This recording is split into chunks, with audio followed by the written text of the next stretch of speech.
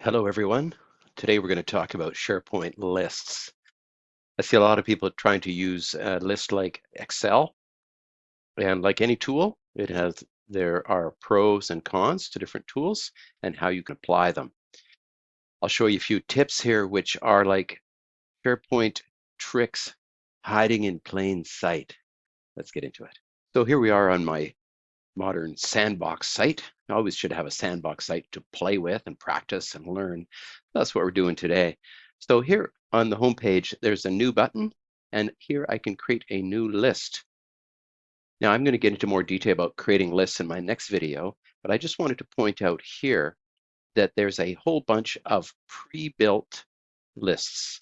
Some of these look a little bit like they might be used for your personal use, like gift ideas and recipes. But they're all ready to go lists. So for the purpose of this demonstration, I've created a job application tracker list from this screen. So if you're still tracking work in Microsoft Excel, pay attention to this because lists have rows and columns just like Excel, but they're much more shareable. You can set permissions on a row-by-row basis. This is in a website in the SharePoint environment, so you don't have to open an application like Excel to edit them. And you could have many people editing at one time, which is much easier here in a list than it is in Excel. So I've got 5 tricks to show you here. The first one, let's jump straight in to calculated columns. So here in this list, I have a deadline column. So this is a date field. And so I've added a column here that's called deadline check. And this is going to show me, based on the date, how quickly that deadline is coming up. Now, there's a number of ways to handle this, but this is for training purposes. I'm going to show you how to use a calculated column to identify whether this field is today or coming in the next week, or the date has already passed, or sometime in the next 30 days or beyond. So this is relatively easily done. So we go up to the gear in the top right and we go into the list settings. And here we have a column section. So these are columns, and I've created this one already, deadline check. So I'll just show you how to create that column in case you don't know already. So I'd create column here, and then I put in a name, deadline check, and I go down to calculated. It's a calculated column. These are very powerful. You can do a lot of stuff. It's based on other columns. So as you build the formula out here, you can insert columns here. You can do various formulas. Many of the same formulas you would use in Excel can go right in here. Here's the deadline field, etc. So what I usually do is I build these in Copilot and then paste them in. And you can choose your output, your results, what kind of data is going to be displayed in that column. So in this one, we're going to use single line of text. So I've already built this, so I'm just going to go back and show you what I built. So here it is, deadline check. It's a calculated column, and notice the formula. So if deadline, so that's the field called deadline, this one, is less than today, comma, put in the word late. So notice how this is just like Excel where it's nested. If and then if not, there's another if statement. If deadline is equal to today, put today. If deadline minus today is less than 7, say soon. And if the deadline minus today is less than or equal to 30, then this month, otherwise it's sometime in the future. So I built this formula in Copilot and pasted it in here. So that's kind of cool. It's using the deadline field to put some text into this field to really highlight and point out what am I up to. Okay, so that's a way for us to use a calculated column, and there's an infinite number of ways you might do that. Now notice this is also shaded here with different colors, and this brings us into the second tip. The second tip is using JSON formatting to format these fields. So we'll get into that in a second, but first notice here under the city column. Okay, this is a choice field, And if I pull this down and go column settings, format this column, I can see that there's a choice pills option that's already highlighted and checked from the template. Let me edit the styles. So here is a bunch of choice to say if the city is Redmond, then paint it this way. If it's Seattle, make it green. New York City, etc. Empty, blank. Okay. So this is a way to format these. So let's say, actually, I don't want city Seattle to be green. I want it to be this light blue color, and I can save. So very easy to make a professional looking dashboard here. So let's go over here to the deadline check and format this column. And here it's conditional formatting, manage rules. So there's a bunch of rules I've already entered here. And what I'm going to add is if the text is future, then I'm going to make it gray. So I'll add another rule and I'll say if deadline check, the field name, is equal to future. And then you could add multiple conditions and or etc. But I'm good. I said I'm going to make this gray. I've already got something that light gray. I'm going to use a dark gray. So let's go with a text color of white and a fill color of a dark gray. And let's use an icon here just to show you that and save. Now I can close this and see what it looks like. All right. So now we have different color, different shading for different statuses in this deadline check column. So that's called JSON formatting. And you're probably going, well, shouldn't we highlight the deadline column as well? Well, I'm glad you asked because there's a simple little trick for that. This is trick 2A because I'm including it in the same one. If I go to column settings and format this column, if I go into advanced mode, so I'm looking at the column deadline check that I was just formatting, go to advanced mode. This is the JSON. Now, don't worry too much about what this is all about because we're not going to take it apart right now. We're just going to Control A, Control C, copy it. I'm going to go over to the deadline column. I can change right here and I'll go into advanced mode here. And now I can do Control A, Control V to paste in that JSON from the deadline check field, save it, and close it. So now let's see, how does it look? All right, so now we've applied the same formatting exactly to this deadline column, and that's formatting, conditional formatting in JSON.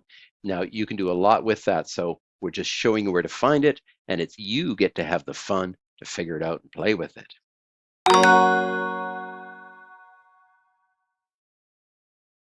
All right, the next tip number 3, is views are more powerful than you think. Rather than having multiple lists, we can have one list with many views. Up here at the top right is the view menu. And I can add a view here. So a view is just a way to see the data. The data is there.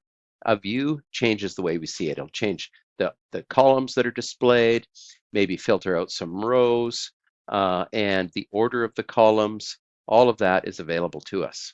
So let's add a view here. And I'm going to call this the manager view, or just call it managers, whatever. And I'll use a standard list view for this and make it public so the managers can actually use it. And I'll create that view.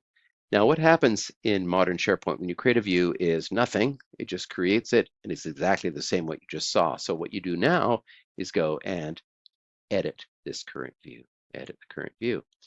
Now, what I'm going to do, and we'll usually define these views in advance, but I'm just winging it here for you. So what I'm going to do for this one is to say, for the managers, they don't need to see the whether it's remote or the job length, support location. And let's see, they're also going to look at the deadline, not worry about the deadline check or the job type. So we'll just put those out of the view. They're not going to be displayed in the view. And let's put the company first, number 1. So company is now number 1, and then city be number 2. So I'm just reorganizing these columns, how they're displayed on the screen. And what I'll do is go down and I'm going to go to the group by section. And let's say the managers need to see it by city. So we're going to group this by city.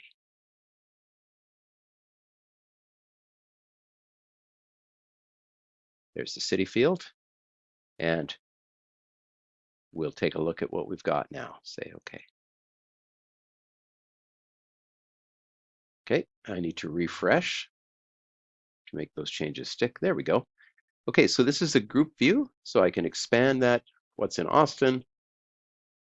What's in San Francisco? And you can see it's kind of redundant to have the city here, so you probably remove that because we already know we're in that city. And Seattle. So the different managers can do different views. Now, you may also filter this by a status field. So what I do here is I'll go into the list settings.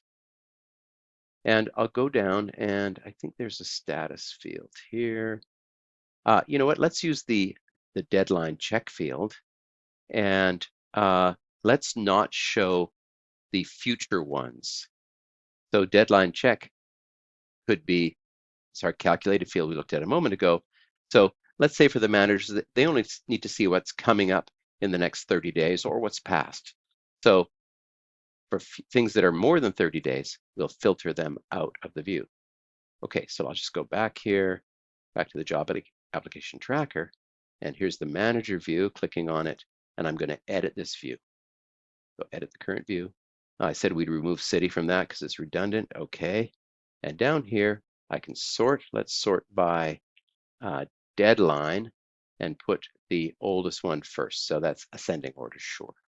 But by date, and then filter, we'll say that the deadline check is not equal to future. So show me anything except the future ones. All right.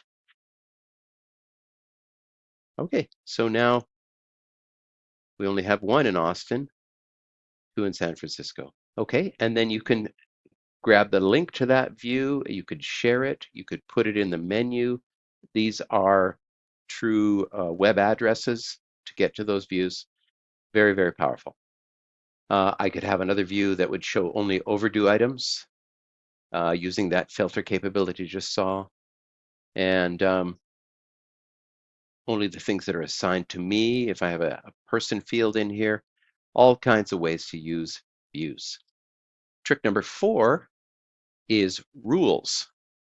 So now in the older days when we used to use SharePoint back in the day, back in my day, we used to have something called alerts. Now alerts are still here, but in fact, alerts are not going to be supported much longer in lists. So we're not going to talk about alerts. Alerts are a way to, I said we're not going to talk about it. Alerts are a way to let you know if something changes in the list. Well, we have that ability here now under Automate. And it's under here that we have rules. So creating a rule, and this is a very simple step-by-step kind of a wizard approach. So let's say that we want a rule that when a date approaches, so our deadline dates. So let's say enter a number 7 days before, choose a column.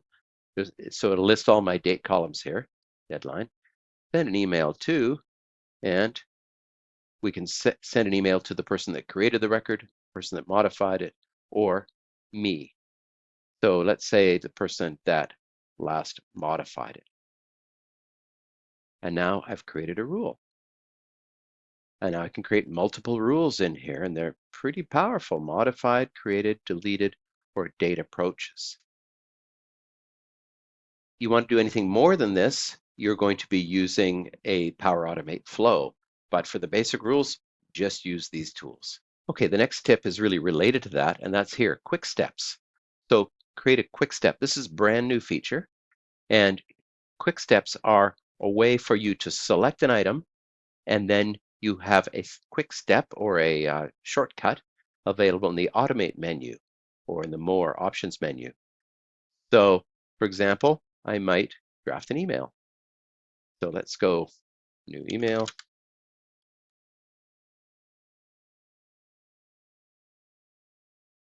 And it's going to go to whoever modified it. My quick step.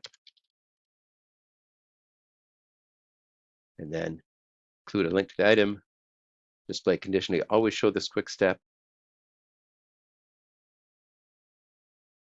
And a name. So we'll send it to me and CC to the modified by. Okay, so if I create this quick step